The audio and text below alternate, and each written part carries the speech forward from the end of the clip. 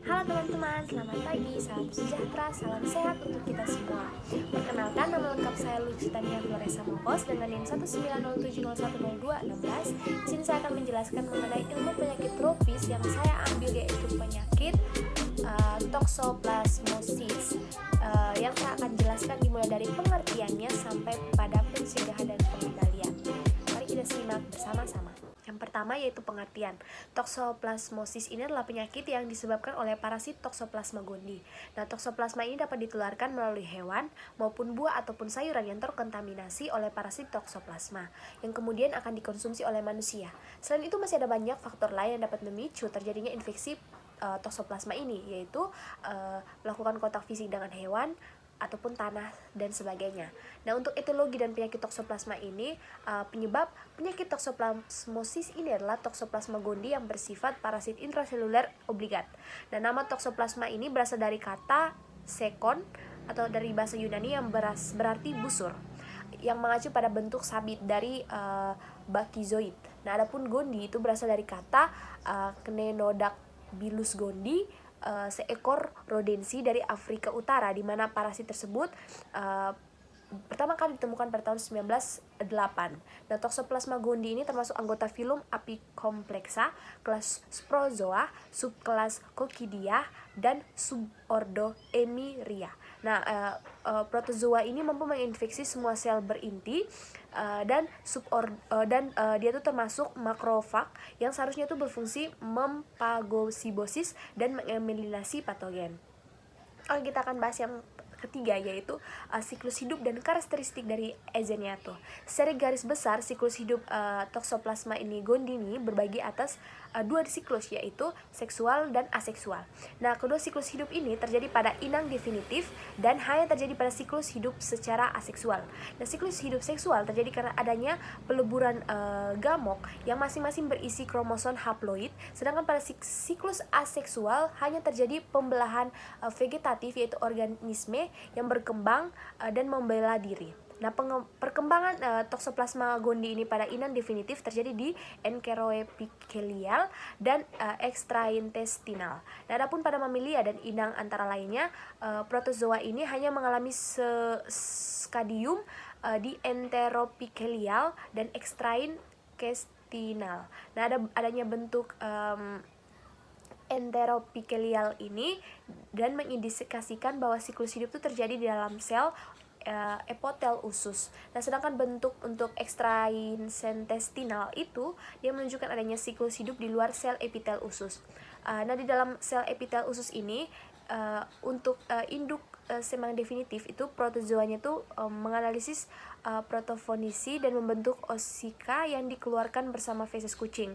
Nah, dalam inang penarikan itu terdapat dua stadium. Nah, Toxoplasma gondii ini yaitu taksoid yang dapat menimbulkan infeksi akut dan bradyzoik yang berada di dalam sistem jaringan inang serta akan menetap seumur hidup atau dormanik di dalam sel inang.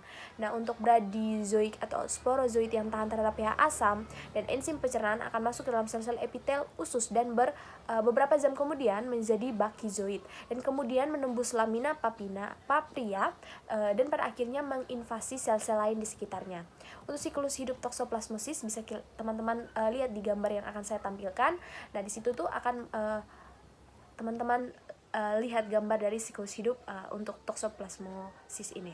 Nah, untuk tanda dan gejala penyakitnya itu dia mengalami beberapa gejala jika terinfeksi toxoplasma ini, yaitu dia dapat mengalami demam, sakit kepala, pembekakan kelenjar getah bening, nyeri badan, kelelahan yang berat. Terus sementara itu pada orang dewasa itu dia tuh dengan daya tahan tubuh yang menurun, misalnya akibat HIV atau AIDS atau kemoterapi untuk kanker, itu toxoplasma dapat mengalami izaktivasi dan menyebabkan gejala yang lebih kuat seperti sakit kepala, kejang, penurunan kesadaran, pneumonia, peradangan kabur akibat peradangan pada retina. Terus untuk jika ibu hamil yang terkena, maka perpindahan parasit tersebut ke bayi dapat terjadi. Nah, risikonya itu akan menjadi paling tinggi jika terinfeksi terjadi pada trimester ketiga kehamilan, karena toxoplasma ini dapat menyebabkan keguguran atau bayi lahir namun meninggal. Jikapun bertahan hidup, bayi tersebut dapat mengalami penyakit kuning. Nah, infeksinya itu akan buruk, dan dia bukan hanya mengalami penyakit kuning tapi juga kejang, terus pembesaran hati dan limfa. Selanjutnya adalah klasifikasi dari penyakit toksoplasmosis. Yang pertama itu toksoplasma congenital. Nah, ibu hamil yang mengalami toksoplasmosis primer saat kehamilannya dapat menular secara vertikal kepada janin. Nah, frekuensi kejadian transmisinya itu pada 25% pada trimester pertama, 54% pada trimester kedua, dan 65% terjadi pada trimester ketiga. Nah, transmisi ini dapat berbanding terbalik frekuensinya dengan usia kehamilan tersebut. Nah, transmisi pada saat embryogenesis jarang terjadi, namun bila terjadi dapat memberikan dampak keparahan yang besar. Sedangkan untuk transmisi pada trimester ketiga sering membuat bayi lahir tanpa gejala, namun bila tidak ditata laksana, gejala akan timbul kemudian. Nah, yang kedua yaitu toksoplasmosis okular, yang merupakan rekinochondroiditis yang dapat timbul secara akuisaka dan reaktivasi dari toksoplasmosis congenital. Nah, toksoplasmosis yang menyerang retina ini merupakan penyebab yang sering dari infeksi uveitis posterior. Nah, mekanisme pasti terjadinya itu kerusakan retina pada toksoplasmosis okular masih belum diketahui. Namun respon imunnya itu diduga menjadi kunci dari pakogenesis ini. Terus yang ketiga yaitu toksoplasma cerebral. Nah, itu dapat menyerang berbagai bagian dari sistem saraf pusat.